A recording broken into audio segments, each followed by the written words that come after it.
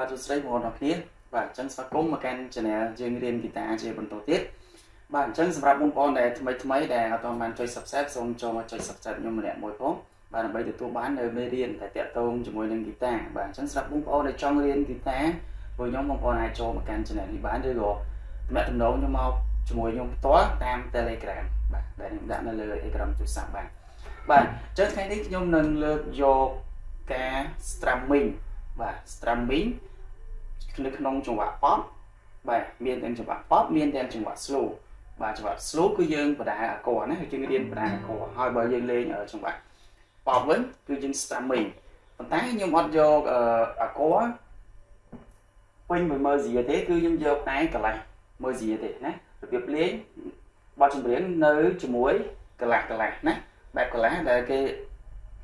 និយាយបានថាកន្លះមើលស៊ីណាបាទបើគេលេងពេញគេលេងតែមកអក័រទេមកប្រឡោះហ្នឹង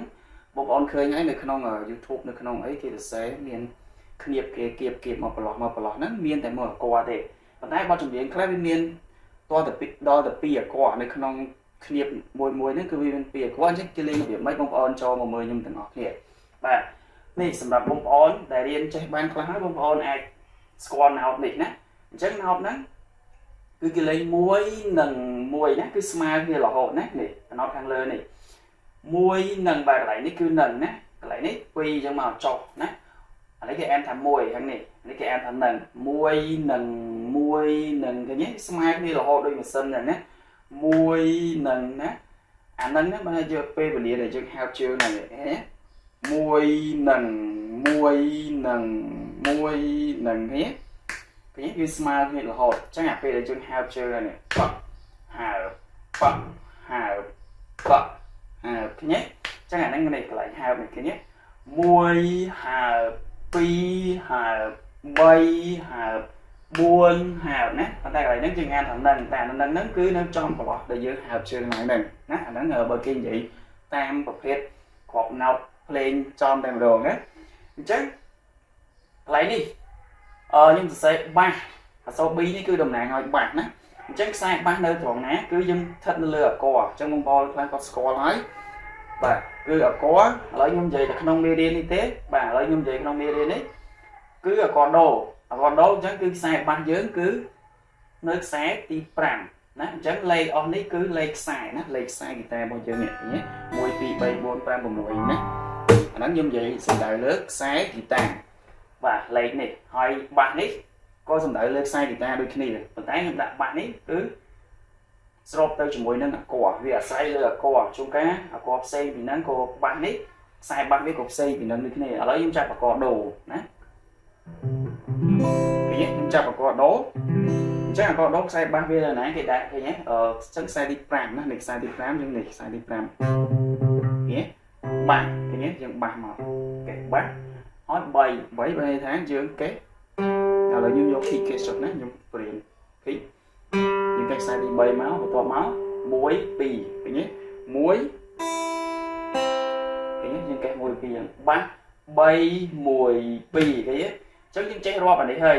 1និង2និងឃើញទេយើងរាប់ប៉ុណ្ណឹងមកដល់ពេលនេះបាស3 1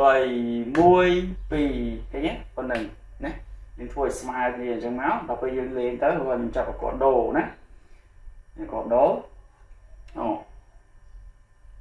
បាស3 1 2នេះតទៀត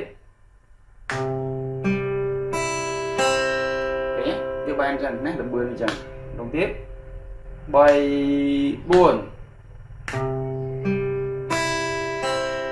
ឃើញហ្នឹងយើងបានអក្សរដូប៉ុណ្ណឹងមកតោះមកយើងភ្ជាប់មកជាមួយនឹងអក្សរ La minor មកហើយយើងដូរដៃរបស់យើងទៅ La minor មកហើយយើងលេងរបៀបហ្នឹងដូចគ្នាឃើញទេបាស3 1 2ដូចគ្នា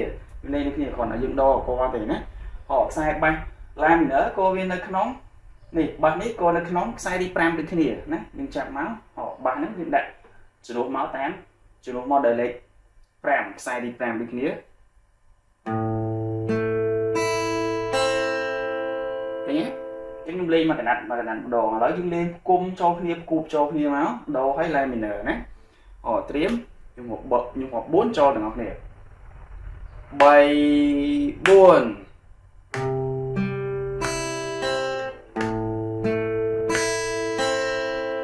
នេះគឺយើងស្មើគ្នា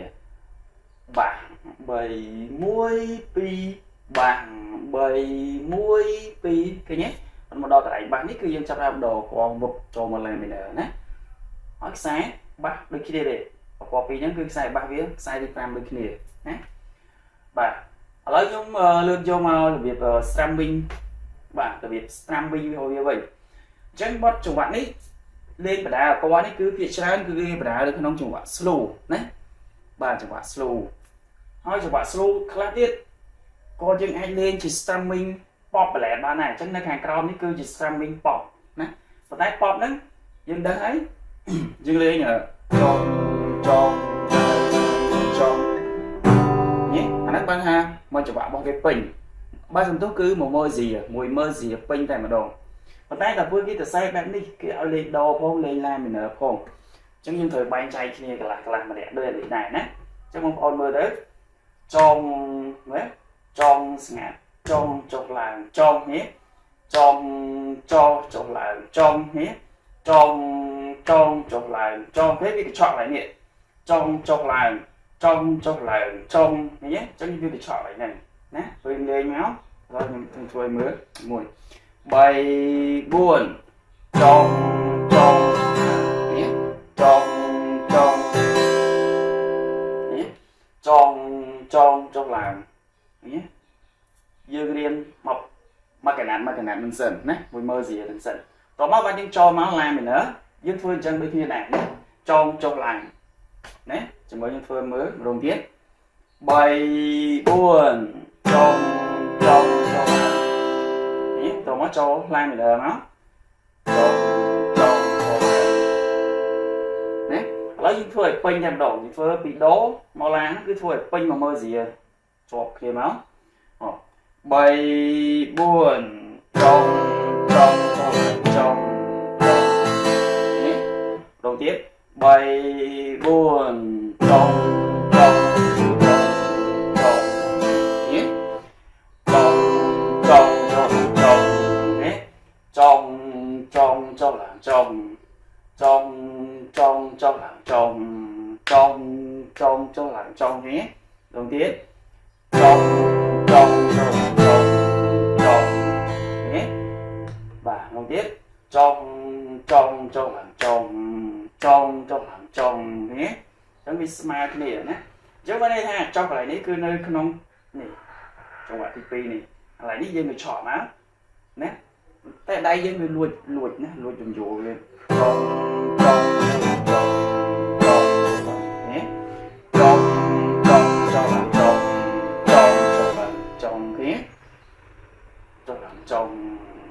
ចុះឡើងចងឃើញទេយើងលួចវាកន្លះមកវិញណាចុះឡើងចុះឡើងចងនេះយើងលួចយំយល់ដៃវាហ្នឹងណាstamming នៅក្នុងចង្វាក់ pop បែបកន្លះណាបាទអញ្ចឹងវីដេអូនេះគឺមានតែប៉ុណ្្នឹងទេបាទអញ្ចឹងសង្ឃឹមថាបងប្អូននឹងទទួលយកបានពីខ្ញុំបាទសម្រាប់បងប្អូនដែលចង់រៀនហ្គីតាបាទចង្វាក់ផ្សេងទៀតបងប្អូនអាចcommentនៅក្នុងវីដេអូខាងក្រោមនេះបានណាហើយខ្ញុំនឹងមានធ្វើជាហ្គីតា tape ផ្សេងតាម melody បទផ្សេងបាទជាមួយនឹងក្របណោជាមួយនឹងហ្គីតា tape ជាបន្តទៅមុខទៀតណាបាទអរគុណសម្រាប់ការទស្សនាវីដេអូមួយនេះតាំងពីដើមដល់ចប់បាទជួបគ្នានៅមេរៀនក្រោយជាបន្តទៀតបាទបាយបាយ